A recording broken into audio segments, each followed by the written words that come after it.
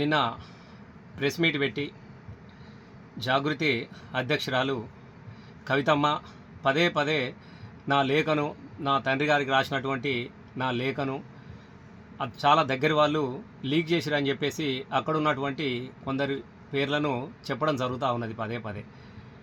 నాకు తెలిసినంత వరకు నేను కూడా కేసీఆర్ గారి దగ్గర చిన్నప్పటి నుంచి పనిచేసిన వాడిని, అక్కడే పెరిగిన వాడిని. తెలంగాణ ఉద్యమ ప్రస్థానంలో ప్రతి నిత్యము వారితోనే నేను నడక సాగించిన వాడిని. నాకు తెలిసి కేసీఆర్ గారికి అనేక మంది, కొన్ని వేల ఉత్తరాలు ఇప్పటి వరకు వారికి అందజేయచ్చు. ఎందుకంటే చాలామంది, కొంతమంది ధైర్యంగా సార్ దగ్గర మాట్లాడలేని వాళ్ళు ఉత్తరం ద్వారా చూడండి సార్ అని చెప్పిన వాళ్ళు ఉన్నారు. రకరకాలైనటువంటి సమస్యలను కూడా సార్ దగ్గరికి తీసుకొచ్చి సమయం దొరకక కొంతమంది ఉత్తరాలు ఇచ్చి పోవడం కూడా నేను చాలా సందర్భాలలో చూసినాను. అసలు సారు జీవిత ప్రస్థానంలో సారు దగ్గరికి వచ్చినటువంటి ఏ ఒక్క లేఖ కూడా ఎక్కడన్నా బయటకు లీక్ అయినటువంటి విషయం కానీ, బయట పత్రికలలో వచ్చినటువంటి విషయాన్ని కానీ ఇప్పటి వరకు అయితే నేను చూడలేదు. ఎందుకనంటే సారు దగ్గరికి ఉత్తరం పోయిందనంటే భగవంతుని దగ్గర ఉండిలో పోయినట్టుగానే చాలామంది భావించుకుంటూ ఉంటారు. అదిగాక కవితమ్మ గారు ఎవరో కూడా కాదు, తన బిడ్డ. మరి అట్లాంటి తన తండ్రికి రాసినటువంటి స్వహస్తంతో, అది కూడా టైప్ చేసింది కాదు, ఎక్కడనో జిరాక్స్ తీసుకొచ్చింది కూడా కాదు, తనే స్వయంగా. నాకు తెలిసి ఆమె చదువుకుంటున్నప్పుడు పరీక్షలలో అయితే ఎట్లనైతే ఉత్తరం రాసిందో, మళ్ళీ ఇన్ని సంవత్సరాల తర్వాత తను స్వయంగా రాసినటువంటి ఉత్తరం బహుశా ఇదే కావచ్చు. చాలా జాగ్రత్తగా తీసుకొని, ఎందుకనంటే ఎవరికన్నా ఇచ్చి టైప్ చేయమనంటే, డీటీపీ చేయమనంటే ఎక్కడ అది బయటకు వస్తుంది అన్నటువంటి అన్ని జాగ్రత్తలు తీసుకొని కవితమ్మ ఉత్తరం రాసి, మరి ఆ ఉత్తరం కూడా తనే స్వయంగా కవర్లో పెట్టి దాన్ని సీల్ చేసుకొని పోయి స్వయంగా అమ్మకి అప్పచెప్పింది. మరి అమ్మ దగ్గరికి పోయినామనంటే నిజంగా అమ్మ దేవత లాంటి మనిషి. అమ్మ దగ్గరికి ఉత్తరం పోయిందనంటే దేవత సన్నిధికి ఉత్తరం పోయినట్టుగానే మనం భావించుకుంటూ ఉంటాం. మరి అట్లాంటి అమ్మ సార్కే ఇస్తుంది, అందులో వేరే సమస్యనే లేదు. మరి సార్ దగ్గరికి పోయినప్పుడు సార్ మాత్రం ఉత్తరాలు ఎప్పుడు కానీ ఏ సమస్య ఎవరు ఉత్తరాలు రాసినా కూడా, నేను చాలా సందర్భాలలో ఉన్నప్పుడు ఉత్తరాలు రాసినప్పుడు చాలామంది ఇచ్చిపోతే కూడా ఇక్కడ పిఏలు పట్టుకోమనో, ఇంకోలకి ఇవ్వమని అయితే ఎప్పుడు చేయడు. ఎవరన్నా ఉత్తరం ఇస్తే స్వయంగా తనే జేబులో పెట్టుకొని తను వెళ్ళిన తర్వాత, రాత్రి బెడ్రూమ్కి వెళ్ళిన తర్వాత తను చదువుకొని ఆ సమస్యకు మళ్ళీ వాళ్ళు కలిసినప్పుడు ఓహో ఇదా నేను చూసుకుంటా, ఇది ఓకే అని చెప్పేసి చెప్పే విషయాన్ని నేను చాలా సందర్భాలలో కూడా నేను చాలాసార్లు నేను చూసిన ప్రత్యక్షంగా. మరి ఎవరో రాసినటువంటి ఉత్తరాలను కూడా స్వయంగా వాళ్ళకు విషయాన్ని మళ్ళీ తిరిగి చెప్పి మాట్లాడేటువంటి సారు మరి సొంతగా తన బిడ్డ రాసినటువంటి ఉత్తరాన్ని బయటకు ఎట్లా వస్తుంది అన్న విషయాన్ని కూడా మనం ఆలోచన చెయ్యాలి కదా. తను మాట్లాడినప్పుడు కూడా తన ఆలోచన కూడా చేసుకోవాలి కదా. ఎందుకనంటే ఏదో బట్ట కలిసి మీదేస్తా, నేను వాళ్ళని బదనాం చేస్తా, ఇలా ఒక కక్షపూరితంగా వీళ్ళని బదనాం చేయాలి, వాళ్ళని బదనాం చేయాలన్నటువంటి ఒక ఆలోచనతో చేస్తున్నటువంటి ప్రయత్నంగానే మాకు అనిపిస్తూ ఉన్నది. నాకు కాదు, ఇవాళ ఎవరిలో కదిలించినా కూడా ఇవే మాటలు మాట్లాడుతూ ఉన్నారు. ఉత్తరం బయటకు ఎట్లా వస్తుంది అని. నిజంగా ఉత్తరం బయటకు ఎట్లా వచ్చిందో ఎవరు తెలియదు, కానీ నాకు తెలిసినంత వరకు బహుశా కవితమ్మకే తెలిసి ఉంటుంది. ఎందుకంటే తను స్వయంగా రాసినటువంటి ఉత్తరం కాబట్టి.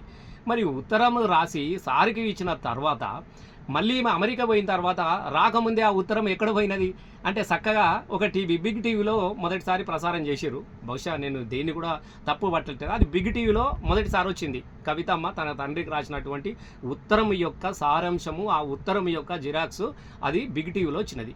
మరి ఆ బిగ్ టీవీ ఎవరిదో అందరికీ కూడా తెలిసే కదా. ఇలా అందరూ అనుకుంటారు తెలంగాణ ఎన్నికలు అప్పుడు వచ్చినటువంటి టీవీ, మరి ఆ టీవీ ఎవరి కోసం పనిచేసింది, దాని వెనుక ఎవరున్నారా అనేది అందరూ కూడా మాట్లాడుకుంటారు. నేను అది వాస్తవమా కాదా అనేది నాకు తెలియదు, కానీ దాని వెనుక రేవంత్ రెడ్డి గారే ఆ టీవీ పెట్టించిండు, అది రేవంత్ రెడ్డి గారే నడుపుతుందన్న విషయం కూడా అందరికీ కూడా తెలుసు. మరి అట్లాంటి ఉత్తరం మొదటిసారి బిగ్ టీవీకి పోయిందని అంటే మరి ఈ ఉత్తరము అక్కడ ఎట్లా ఎవరు అప్పచెప్పారు అనేది కూడా మనం చేయాలి కదా. ఎందుకంటే మీరు ఇక్కడ లేరు, ఆ ఉత్తరం సార్ దగ్గరికి వెళ్ళింది, మరి ఆ ఉత్తరం బయటకు ఎట్లా వచ్చింది అనేది కూడా ఆలోచన చేసుకోవాలి కదా ఇలా. కాబట్టి ఇలా ఇంకా వేరే ఇంతగా మేము మాట్లాడలేకపోవచ్చు, మేము మాట్లాడడం కూడా, కానీ ఒకసారి కూడా మీరు ఆలోచన చేసుకోమని చెప్తా ఉన్నాం. మీ ఉత్తరాన్ని భవిష్యత్తులో ఎవడడిగినా చాలామంది చెప్తా ఉన్నారు, ఎవరు ఎందుకు ఇస్తారంటే ఆమెనే ఇస్తుంది కదా బయటకు, ఇంకెవరికి ఇస్తారు. సార్ దగ్గరికి పోతే దేవుని దగ్గరికి పోయినట్టే ఉత్తరము, అమ్మ దగ్గరికి పోతే దేవత దగ్గరికి పోయినట్టే. గా ఉత్తరం బయటకు ఎట్లా వస్తుంది, ఆమెనే బయటకు ఇచ్చినది, మళ్ళీ నా ఉత్తరం బయట పెట్టిరని చెప్పేసి మాట్లాడుతున్నదని ప్రతి ఒక్కరు మాట్లాడుతురమ్మా. దయచేసి మీరు తప్పు పట్టుకోకండి తల్లి.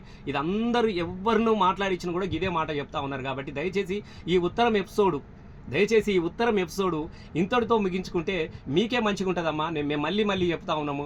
ఇలా మీ గురించి ఎవరైనా అక్కడిక్కడ మాట్లాడుతూ ఉంటే, మరి మా పెద్ద సార్ బిడ్డగా, మా ఆడబిడ్డగా నేను ఇంత గౌరవం ఇచ్చినాం. మాకు చాలా బాధాకరంగా అనిపించి నేను ఈ విషయాన్ని నేను మీతో మాట్లాడుతూ ఉన్నా. ఎందుకనంటే మీరు ఎప్పుడు పదే పదే ఏ ప్రెస్ మీట్ జరిగినా కూడా చిన్నప్పుడు ఆవు కథ గుర్తొస్తుంది చూడు. ఆవుకు 4 కాళ్ళు 2 కొమ్ములు, ఆవు గడ్డి తినను.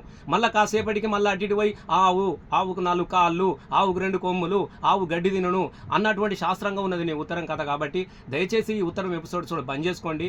ఇక అందరికీ ఉత్తరం ఎట్లా పోయింది, ఏది ఎట్లా పోయింది, ఏం జరిగిందో ఇలా ప్రజలు కూడా గమనిస్తూ ఉన్నారమ్మా. ఇప్పుడున్నటువంటి పరిస్థితుల్లో కవితమ్మ ప్లీజ్ దయచేసి మీకు చెప్తా ఉన్నాం, పెద్ద ఆయన సార్ను మానసిక క్షోభకు గురి చేయకండి, అమ్మను మానసిక క్షోభకు గురి చేయకండి. ఎందుకంటే పెద్ద సార్ సంతోషంగా ఉంటే తెలంగాణ ప్రజలు సంతోషంగా ఉంటారు. కాబట్టి దయచేసి మీరు ఆలోచన చేసి ఇతరుల మీద బట్టగాల్చి మీద వేసేసి మీరేదో బదనాం చేయాలన్నటువంటి ఒక ప్రయత్నం వెనుక ఎవరెవరో ఉన్నారో అనేది ఇలా ప్రజలు కూడా ఆలోచిస్తూ ఉన్నారు. దయచేసి మీరు అందులో భాగం కావద్దనేది నేను మనస్పూర్వకంగా కోరుకుంటానమ్మా. నాకు వేరే ఉద్దేశం కూడా ఏమీ లేదు.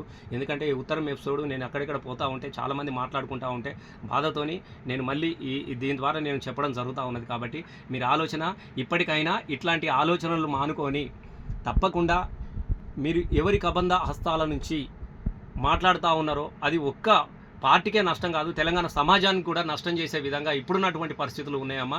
మీకు తెలియదు కాదు, ఒదికు యూరియాతో అల్లాడిపోతూ ఉన్నారు, ఒదికు కరెంటు లేక ఇబ్బంది పడుతూ ఉన్నారు. తెలంగాణ ప్రజలు తెలంగాణ ఉద్యమంలో ఎట్లయితే దుఃఖపడ్డారో, తెలంగాణ రాష్ట్రం వచ్చిన తర్వాత 10 సంవత్సరాలు చాలా సంతోషంగా ఉండి వలసలు మానుకొని చాలా అద్భుతంగా గొప్పగా బతికినటువంటి తెలంగాణ ప్రజలు మళ్ళీ కేసీఆర్ వైపు చూస్తూ ఉన్నారు. సారు నువ్వు రావాలా సార్ అని ఒక్కొక్క దగ్గర యూరియా దగ్గర చెప్పులు తీసుకొని రైతులు వాళ్ళ చెప్పులతో వాళ్ళు కొట్టుకుంటున్నారు. తప్పు జరిగిపోయింది సారు, ఏడునవు సారు, మా తప్పు జరిగింది సార్, మళ్ళీ మీరు రావాలి సారు అని చెప్పేసి దుఃఖపడుతున్నటువంటి దుఃఖంలో నుంచి మీరు మాట్లాడుతున్నటువంటి ఈ సందర్భంలో మాట్లాడుతున్నటువంటి మాటలు ఇవి మంచివి కూడా కావమ్మా.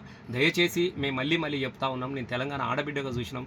దయచేసి ఈ ఎపిసోడ్ని ఇంతటితో ముగించుకుంటారని మనస్పూర్వకంగా కోరుకుంటా ఉన్నానమ్మా. Thank you.